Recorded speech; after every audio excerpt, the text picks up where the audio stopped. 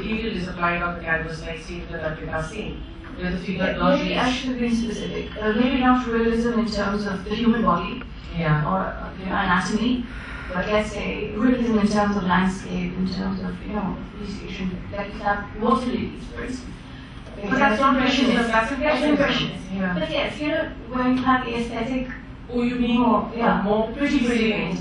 Yeah. The landscape in modern Indian art is not. If you look at traditional Indian art, people look at like miniatures, etc. Landscape was always a sort of an emotional backdrop for figures. We don't have the tradition of the pure landscape like the British landscape, etc. The one school which Gainsborough and that kind of thing. Shantiniketan.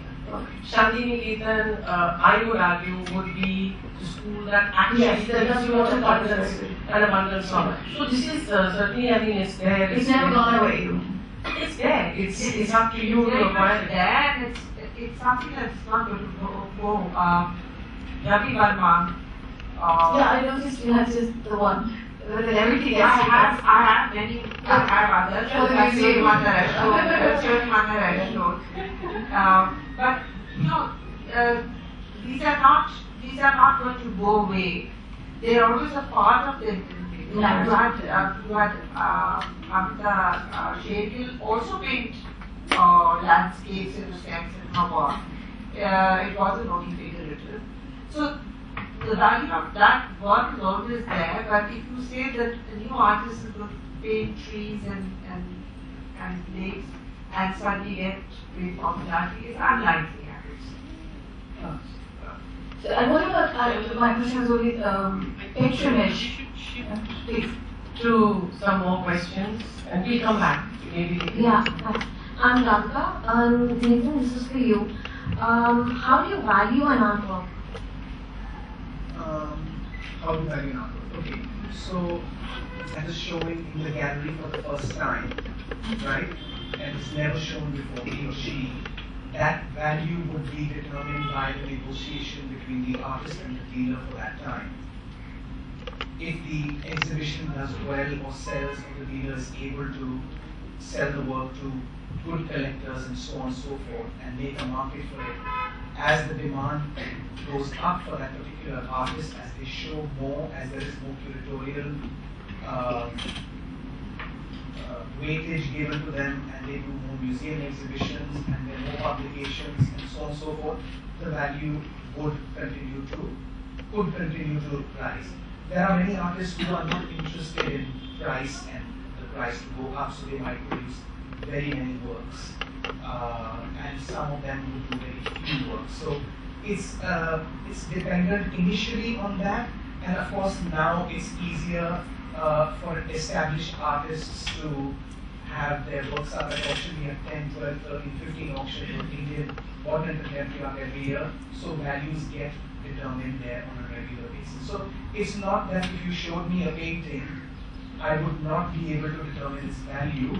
It can be a band, but we sort of know what the value. So I know a guy told there will not be $100,000, but if somebody says it's going to be 50 million, it's not going to be that also. We know what other comparables there are. It's a moving target, it keeps changing, but you can determine that.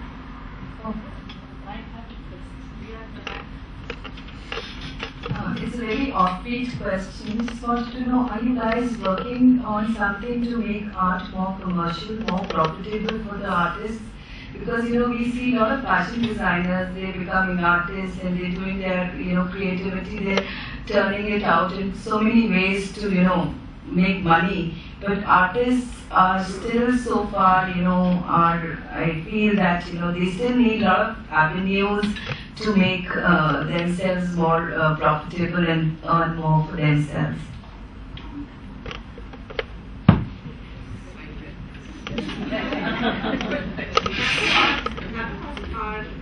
None of us are artists in that sense. So this question would be sort of for an artist. Artists, I don't think essentially are commercial animals. I mean, commerce is part of what everybody gets into their life, but their creative energies are what defines them. And then they are defined by the market to some extent if their work becomes popular, if it's appreciated, if they get the response from the public.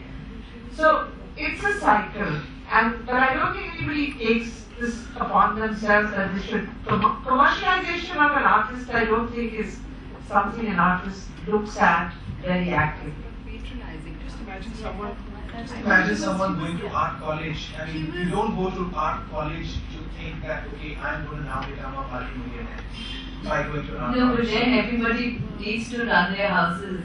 That's fine, but when you choose a particular path of which direction you want to go, you know, if you decide to be a teacher, you're not going to become a millionaire, right? So if you want to become an artist, you want to become a very good artist, and the commerce might or might not follow, but you go with your creative juices where they flow, and you say, okay, I want to be an artist, or I like architecture, or I like, you know, to be a fashion designer. I don't think people go into fashion to say, I'm going to become a multi-millionaire fashion designer. I don't think so. I think Feroz would be the right person to answer. Totally wrong. There's lots of questions. Yes, ma'am. My name is Rama Solani, and I'd just like to ask the panel, what is the way to ascertain a miniature paintings period?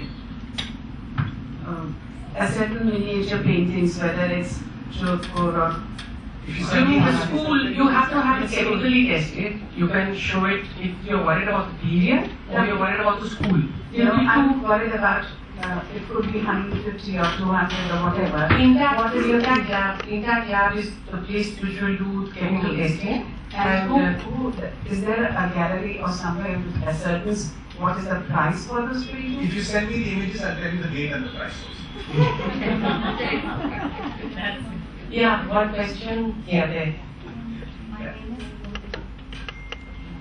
Yeah, my name is Poonam Mahal, and I just wanted to, tell her something about the commercialization of artists. I was wanting to talk about the fairs like the Art India Fair and things where the upcoming artists and various artists are able to put up their works. So I think many people over here, the big industrial households and industrial houses could kind of have these kind of shows, sponsor them for these artists to be able to put up more shows so that their talent can be brought out. I just want to make a small distinction between the two words that have been used over here, commercial, etc., but the difference between price and value. Yeah. I think it's a very profound difference. You have a lot of very successful Indian artists who command a huge price, but they're not seen as productive or great value. And sometimes something of great value, the agency that surround it it's not a simple transaction. Like, for instance, in Nasreen Mohammadi, if she was painting in the 90s but was selling for not more than a few hundred rupees, what has happened in the course of time? That is, somebody mentioned Jackson Pollock. That's a very well-known example. I can quote it to you.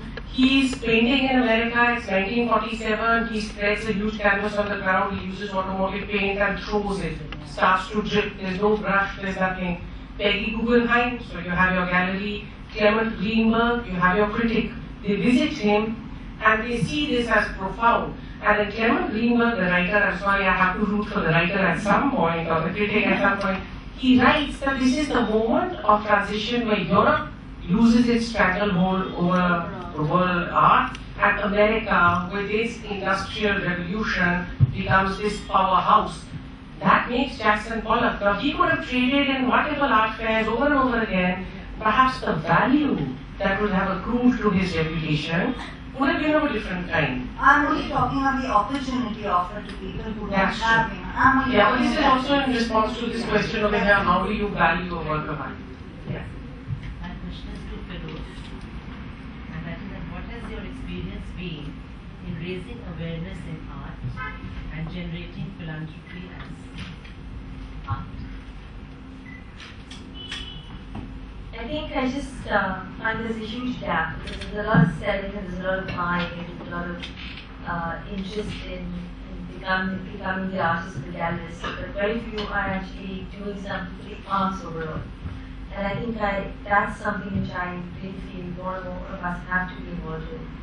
And the moment you start doing anything philanthropic in any space, it actually dribbles down to the artist. So for us, it's giving a platform to people who don't have a gallery, who don't, or who have projects which cannot be realized easily within a gallery space, or they have an idea that is not palatable to sell or to display. So they're You want to mention Vishal's works like the Deep Diga. It would be interesting, you know. So we do things which we like to help the artists actually realize something. So for example, the artwork we're actually speaking about is an artist who wanted to use a land space, because land art has never been done in India. And he had an idea and he was looking for a space to do that. So we facilitated a pit, it's a 24-acre pit, just after the toll bridge into Gurgaon, to actually use it, just a huge pit in the ground, to use it for someone to do something that is interesting. That is a very small project, it's not a lot of cost to do it, we funded it. But the thing is that after that he's being commissioned now in 2 places in the world to actually do something stunning. So we facilitate. So once we do that, we've done that now successfully with at least 6 or 8 of the artists in the last 3 years. It's tremendous pleasure to see these people actually get a chance from India to show what India can do, an Indian artist can do. Because they never look at us and say, oh, you know, let's get an Indian artist to do this. We just don't have that kind of platform. So for us, it is really to give that platform to the arts, whether it's art, architecture, design, all of it. Are there any more questions? Or You knew Sousa very well. So tell us something about how you started creating. So I went to college in America, and I knew about Sousa. I had not seen very many works of Sousa because none were available here to see as such. I went to college in America and I gave him a phone call. I took his number from someone here and I called him up and I said, Mr. Sousa, I'm a student from India and I want to come and pay my regards to you. And he said, pay some money. He had probably was not doing very well at that time. I just went to see him and I went to college. Strange enough, I went to college in a decrepit town on the northeast called Massachusetts, which happened to be the home of Chester and David Horowitz, the famous collectors. And I would spend time with them and go to their house and take days and arts and so forth. So I came back maybe 6 months or a year later. I went into the studio. There were many, thousands and thousands of works. I spent about a week with him, and I bought a lot of work that time from him. Many of them drawings which we have since shown and so forth. And the prices were so low. Firstly, he wouldn't let me leave till the check got cashed. So he thought I was some rogue kid, so I took the drawings, I went down to the post office and I put them in an envelope and I couriered them to Delhi. DHL. And the paintings that I had, I asked him to give me a design. So these were 4 by 2 feet of some boards. So I grabbed the designs one after the other onto the canvases, and there was no packing material, so I got black bags which you put trash in. So I kept putting black bags, and I hired a limousine to take this to the airport. And there was an Indian guy who did that wrapping service. They shrink wrap. So I gave him a lot of money, and I said, just wrap the hell out of this thing, And it went on the conveyor belt. It came out fine. They're in my house. And that still happened. What a fantastic story. Perhaps, I think we can perhaps conclude here unless there's anything else. They have to do one-on-one offline during the IT, some questions they will definitely go to the panelists. So we are now invite Deepa Bhushan to give the mentor to Kiran Nagru as a remembrance of these events.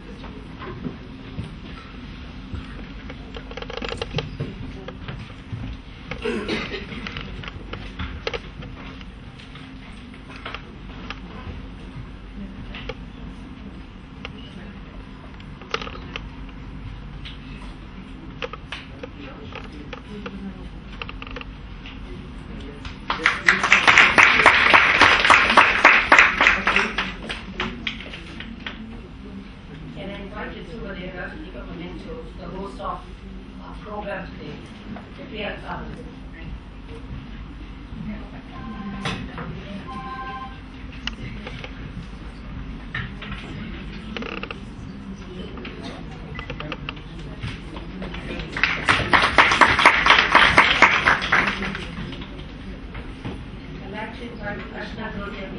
Senior Vice President for Access Facility Testing and different sessions.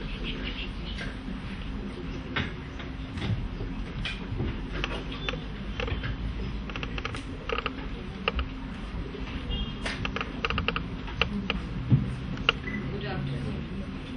We've had a wonderfully interesting session.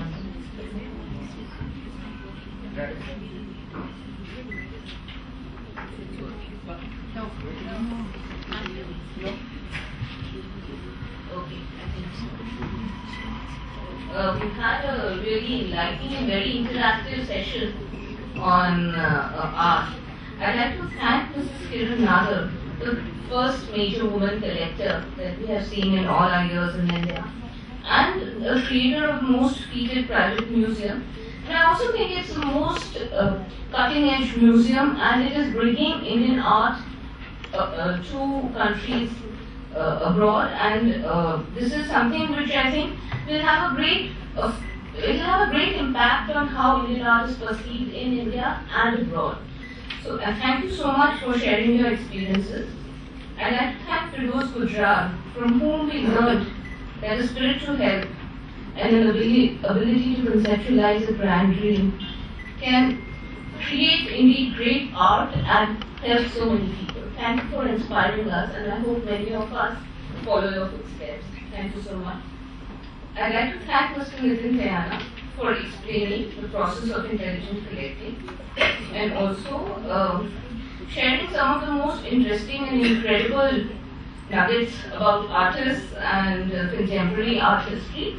And we're really waiting for a book from you, detailing all of these, and I think we would have a lot of eager buyers here, so looking forward to that. Thank you so much.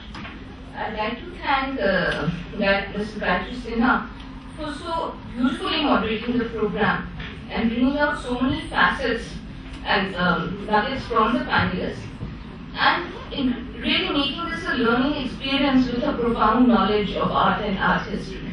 Thank you so much.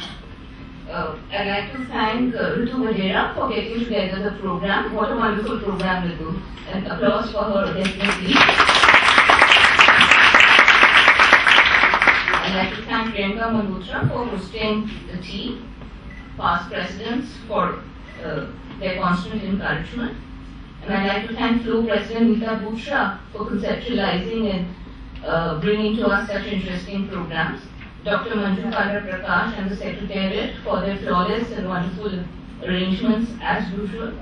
And I'd like to thank the audience for their enthusiasm and participation and for their time. Thank you so much. Please join us.